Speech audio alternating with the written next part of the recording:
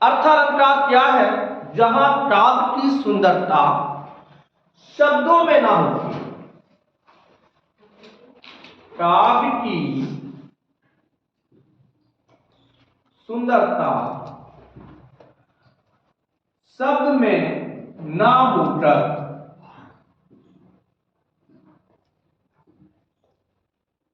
शब्द के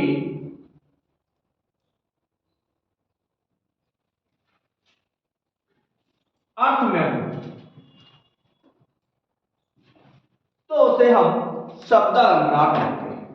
जहां काव्य की सुंदरता शब्द में ना होके उस क्या हो, उसके अर्थ में हो, तो उसे हम अर्थालंकार कहते हैं। अर्थालंकार को हम कुछ भेदों में बांट सकते हैं, जैसे सादृश्य मूलक। सादृश्य मूलक में आप आ जाएंगे उपमा है, उपेक्षा है, या दूसरा है विरोध मूलक, न्याय मूलक, करण मूलक। तो इन पे चर्चा नहीं करेंगे, चर्चा करेंगे सीधे सीधे हम अर्थालंकार की पूरा विवेचन पर। इसमें हम पहला अलंकार लेते हैं उपमा अलंकार। कौन सा है? उपमा अलंकार।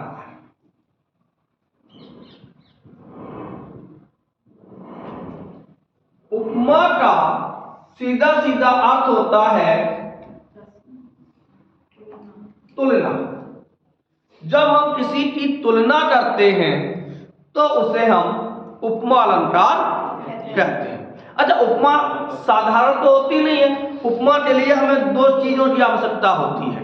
जब हम किसी की तुलना करेंगे तो एक तो वह व्यक्ति जिससे हमें तुलना करनी है, एक वह व्यक्ति जिसकी तुलना की जानी है।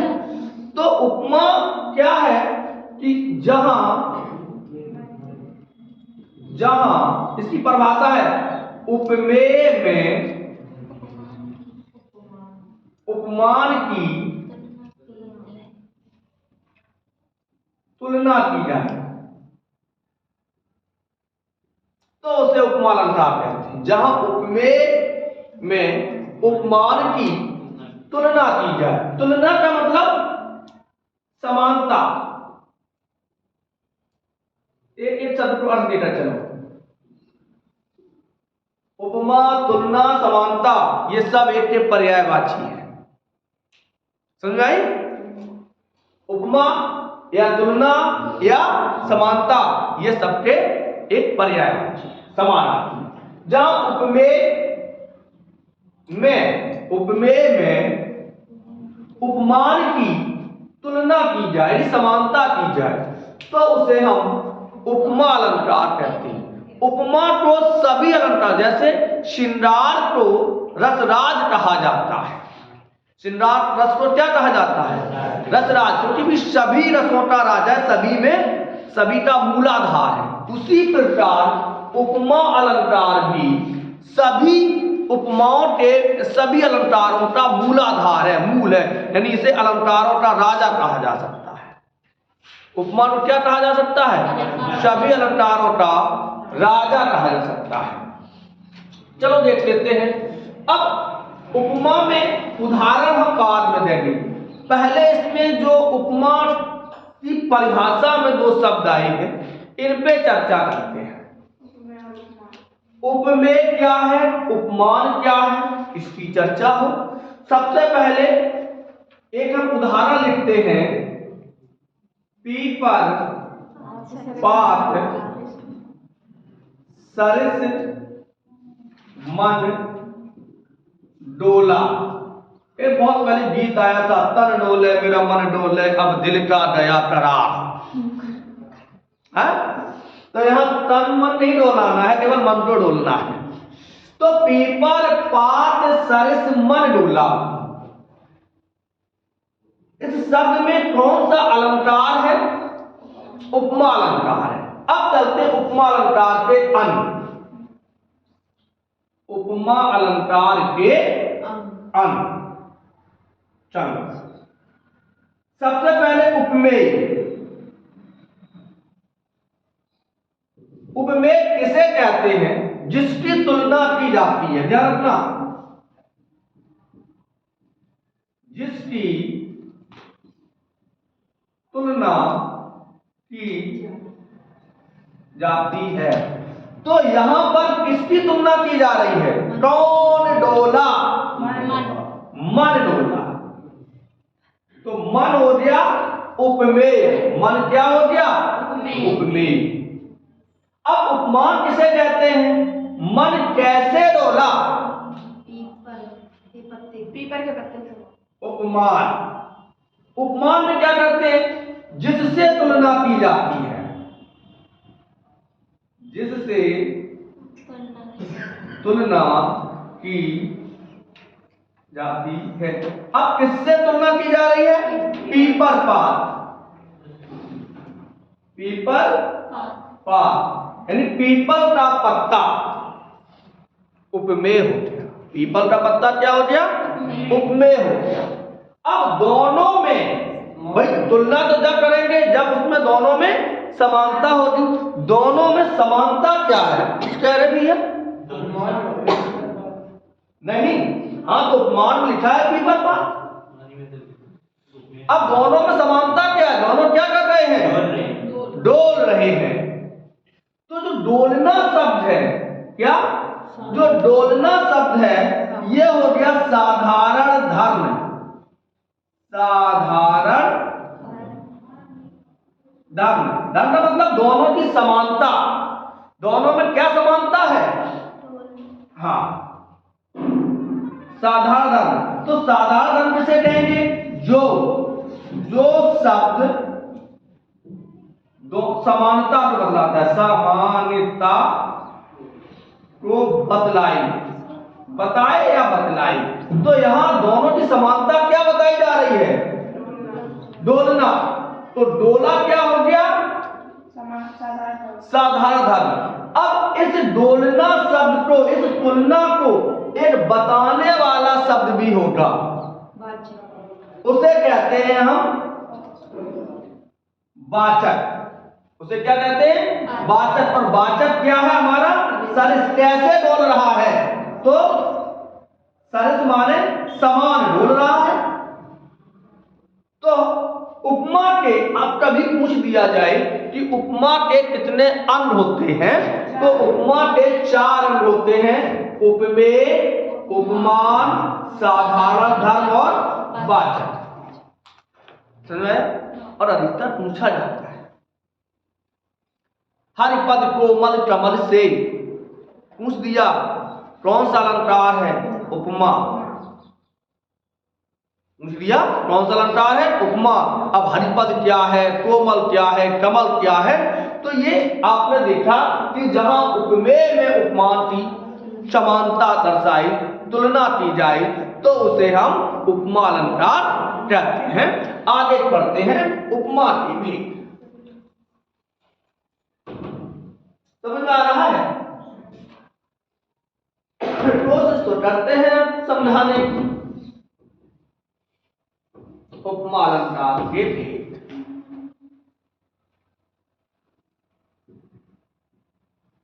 उपमा अलंकार के भेद भी होते हैं। सबसे पहले होती है पूर्णोपमा। पूर्ण उपमा, गुण संधि होगी पूर्णोपमा। पूर्णोपमा में कौन सी संधि है? अच्छा, पूर्ण का तद्भव क्या होगा? पूरा। बिल्कुल सही, कोई अधूरा नहीं, बिल्कुल पूरा। तो पूर्णोपमा जहां उपमा के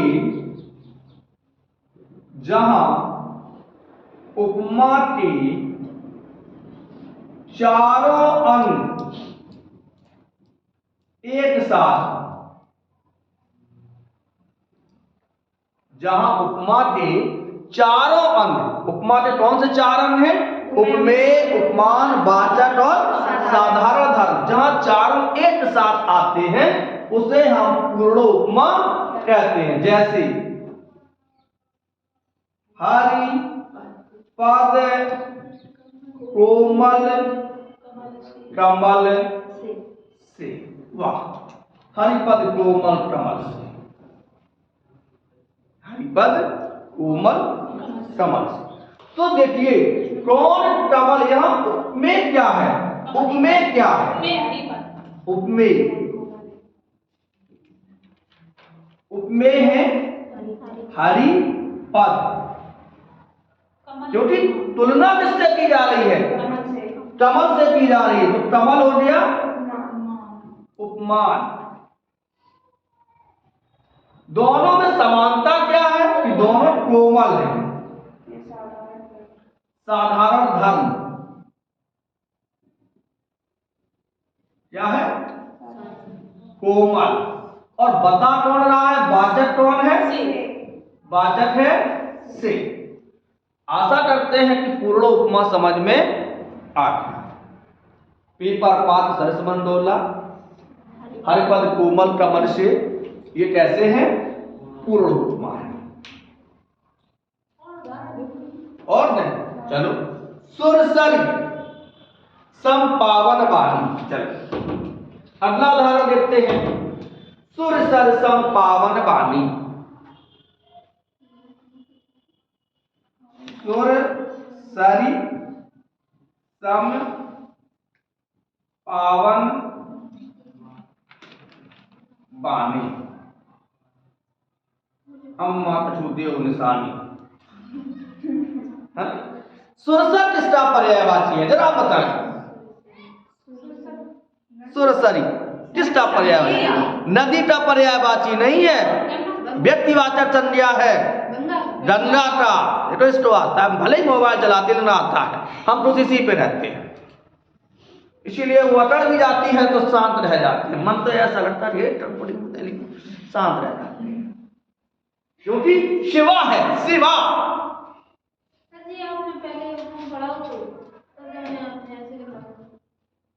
कैसे लिखाओगे? कोमल है उपमान, कमल वाचक से साधारण। चलो लिखाओ। सुरसर सम पावन वाणी।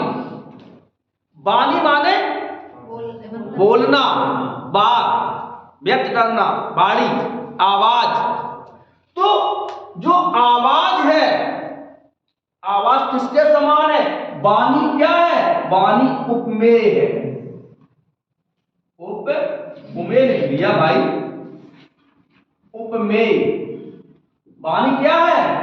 उपमेय है। अब वाणी है कैसी? सुरसरी गंगा, उपमान हो गया, उपमान। कैसे होगा? तो जरा से मठा से पीटे चली आई हो, ठंड में मठा पिए छुटो हो। देखिए, पढ़ने का एक तरीका होता है। आप पढ़िए, हम कभी भी इतने बड़े हो गए 2 घंटे 3 घंटे से भी ज्यादा पढ़े ही नहीं। रियल बता रहा हूं। अब आज तक का लड़का तो मोबाइल से पढ़ता है, और मेरे जमाने में मोबाइल तो दूर, रेडियो चलता था, रेडियो जिसे बाजा बोलते हैं। ये लाइट भी नहीं, अरे लैंप और डब्बी, वो आर्यभट्टी जाती थी। रियल बता रहा हूं, मैं लैंप और डब्बी से पढ़ा हूं। सुबह नाक में डालते तो कार्बन ही कार्बन आता था, क्योंकि धुआं होता था। और कभी कभी तो क्या होता था, सर्दियों में ऐसे ऐसे भी लोग थे, क्योंकि आभाग्यस्त जिंदगी थी कि पढ़ रहे हैं और वहीं ऊपर पटा पे डब्बी धरे और डब्बी लुढ़क गई, आग लग जाती थी। तो उपमेय वाणी हो गया। अब वाणी कैसी है, किसके समान है?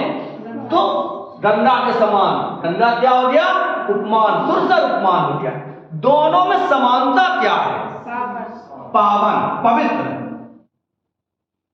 पावन का पर्यायवाची क्या है? पवित्र। और पवित्र तत्सम है और पावन तद्भव है, ध्यान रखना। तो पावन क्या हो गया? साधारण धर्म, यानी गुण, सीधा मान लीजिए गुण।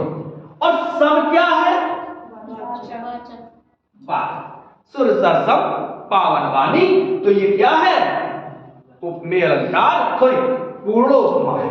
पूर्णोपमा, उपमा अलंकार का जो पहला भेद था वो पूर्णोपमा। चलो अब दूसरे भेद पर चलते हैं। दूसरा आता है लुप्तोपमा।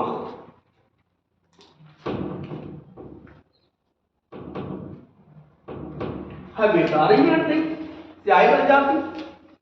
चलो लुप्तोपमा, लुप्त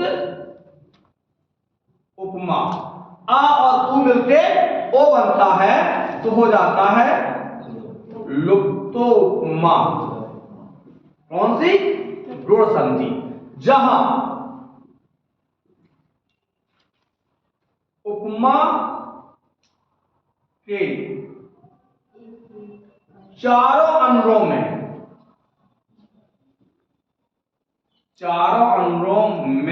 से एक या एक ना हो, चारों अंग एक साथ ना हो, चारों अंग एक साथ ना हो। जहां उपमा के चारों अंग एक साथ ना हो, यानी कोई एक ना एक गायब हो जाए, लुप्त हो जाए, बिलाया जाए। तो देखो गायब होना, बिलाया जाना, लुप्त होना, ये सभी एक साथ पर्यायवाची हैं, समानार्थी हैं। तो जहां उपमा के जैसे सीए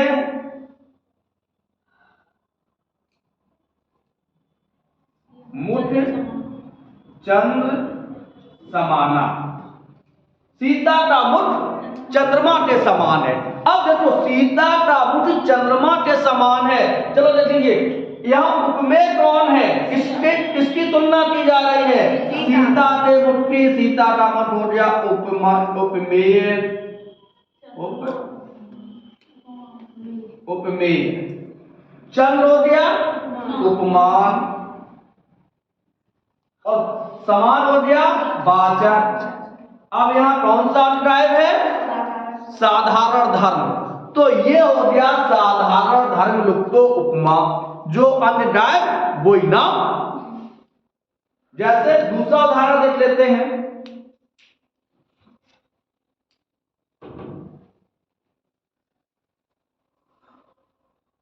मखमल से झूले पड़े हाथी सा टीला, मखमल से झूले पड़े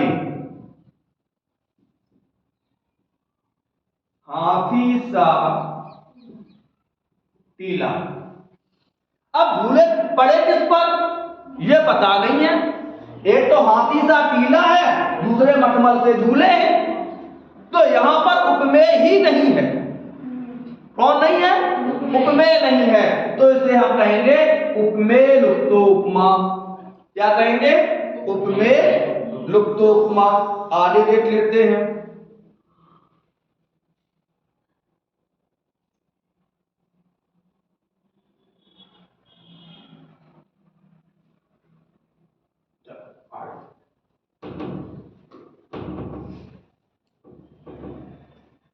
अब आता है आपका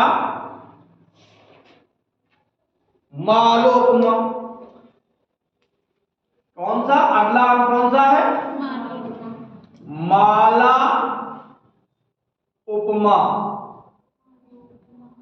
संधि कौन सी होगी? आगे बाद उ आ जाए, ऋण संधि होगी, शब्द हो जाएगी मालोपमा। अच्छा माला माने क्या होता है? माला माने क्या होता है?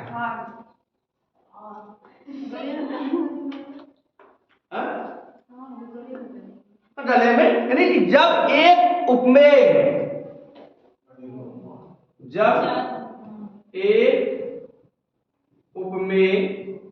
में अनेक उपमान वर्णित है। देखो छोटी छोटी परिभाषाओं में गलती देखना। जब एक उपमेय में अनेक उपमान वर्णित हो तो मालोपमा है। जब एक उपमेय के लिए अनेक उपमान आए तो दूसरा अलंकार होता है, उल्लेख अलंकार हो जाएगा। समझ में आया? ये चीज बहुत ध्यान देने योग्य है कि जब एक उपमेय में अनेक उपमान वर्णित हो, यानी उपमेय एक हो और उपमान अनेक होते हो। एक गाना सुना होगा आपने, बहुत पहले आया था, ना कजरे की धार ना मोतियों का हार ना कोई किया श्रृंगार। इसके बाद जो अंतरा है, श्रृंगार तेरा यौवन यौवन तेरा गहना, तू ताज दी फूलों की इस ताज दी का कहना, आया था। तो वो भी मालूम है। फिलहाल हम लोग यहाँ पे चर्चा कर रहे हैं मालोपमा की, तो देख लेते हैं। मुठ है सुंदर चंद्र सो, मुठ है सुंदर चंद्र सो, कोमल कमल समान, कोमल कमल समान। अच्छा, यहां उपमेय कौन है? मुठ है। और उपमान क्या है? सुंदर चंद्रमा है, कोमल कमल है। तो एक उपमेय के लिए ये उपमान है, ये भी उपमान है और ये उपमेय है। तो जब एक उपमेय के लिए अनेक उपमान वर्णित हो तो उसे क्या कहेंगे हम? मालूम। समझ में आया? और देख लेते हैं।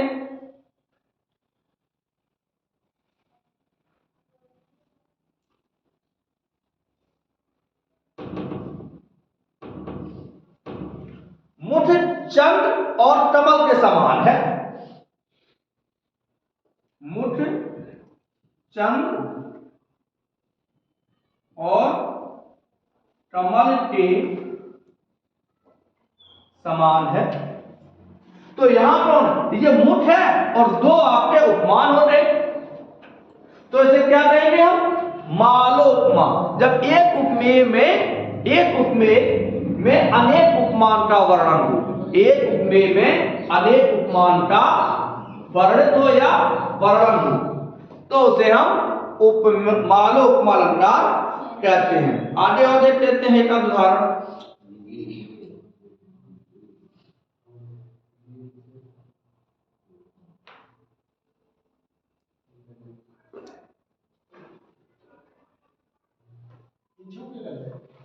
अगला अलंकार देखते हैं। अब आता है उपमेयोपमा। उपमेय उपमा, उपमेयो उपमा। इसका मतलब उपमा के जितने भी अंग हैं उन सब, जितने भी भेद हैं, प्रकार, उन सब में किस संधि का प्रयोग हुआ? गुण संधि का। तो यहां देख लेते हैं, जब उपमेय और उपमान की तुलना उपमेय और उपमान से ही दी जाए, यानी उपमेय आगे चलकर उपमान और फिर उपमान आगे चलकर उपमेय बन जाता है। चलो लिखे दे रहा हूं, कोशिश करेंगे सरल भाषा में। जब उपमेय को उपमान बताकर तुलना की जाए तथा फिर उसी उपमान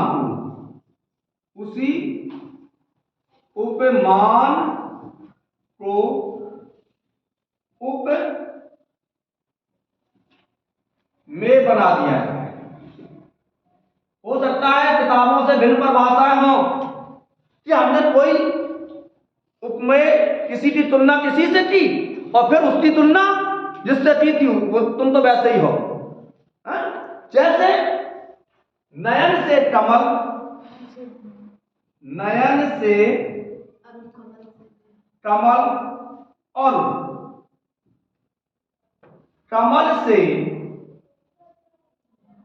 नयन, नयन से कमल और कमल से नयन। तो किससे तुलना की? नैनों की तुलना किससे की? कमल से। नयन है, नैन नहीं है। नैन लड़ जाए हैं तो रजा भय बात नहीं, वो नहीं है। नयन से कमल और कमल से नयन है। यहाँ नेत्रों की तुलना किससे की जा रही? कमल से। कमल उपमान है और फिर उपमान को क्या बना दिया? देखिए, उपमेय,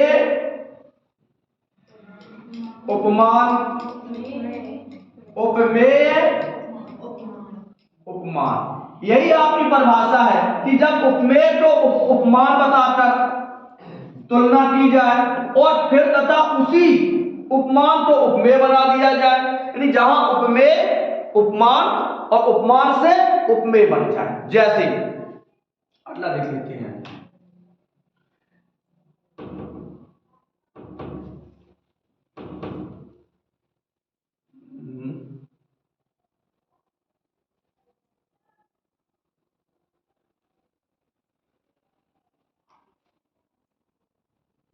वे तुम सम, वे तुम सम, तुम उन सम स्वामी, तुम उन सम स्वामी। वे तुम्हारे समान और तुम उनके समान, यानी कि राम समूह, पूरा राम शंभु सम, शंभु राम और शंभु राम। कि राम तो शंकर के समान है और शंकर राम के समान है, तो उसे क्या कहेंगे? उपमेय। आगे देख लेते हैं। सुर तरसों है, तरसुर तेरे तो ये क्या है? उपमा अलंकार। आज हम लोगों ने क्या पढ़ा? उपमा अलंकार। एक बार और देख लेते हैं। उपमा समझ में आया? चारों वेद उपमा के कितने अंग हैं? 4 अंग हैं। एक बार पूरा, उपमा के 4 अंग हैं। उपमेय, उपमान, साधारण, धर्म और वाचक। ये क्या है? अंग। भेद, पूर्णोपमा,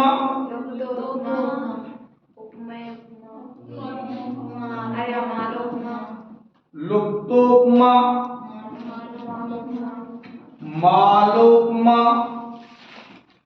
और उपमेय, उपमेयोपमा। तो 4 अंग और 4 भेद। उपमेय किसे कहते हैं? जिसकी तुलना की जाती है। उपमान किसे कहते हैं? साधारण धर्म, उपमा को बताने वाले गुण, और वाचक, उपमा को बताने वाले शब्द। पूर्णोपमा जहां चारों अंग विद्यमान हो, हरिपद कोमल कमल से। लुप्तोपमा सियम उच्चंद समाना। मालोपमा जहां एक उपमेय के लिए अनेक उपमान हो। वह दीप चितासी दे नहीं, वह शांत भाव में ली, वह इष्ट देव के मंदिर में पूजा सी, वह शांति भाव में ली, वह छूटे तरसी डाली। और उपमेय उपमा में जहां उपमेय और उपमान एक दूसरे के पूरक हों, जैसे नैन से कमल और कमल से नयन। चलिए आज इतना ही। कल हम आपको पढ़ाएंगे रूपट अलंकार और रूपट अलंकार के भेद। तब तक के लिए राधे राधे।